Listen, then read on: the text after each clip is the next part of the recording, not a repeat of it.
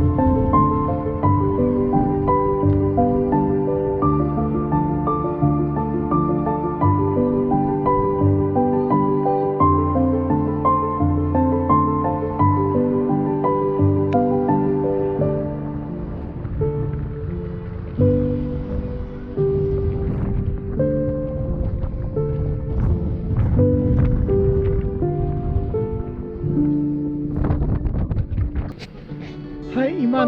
風車にですね登ってきましたけどもとても眺めが良かったですね。ここはですね無料なので皆さんも近くに来られたらぜひ風車に来てですね登ってみてください。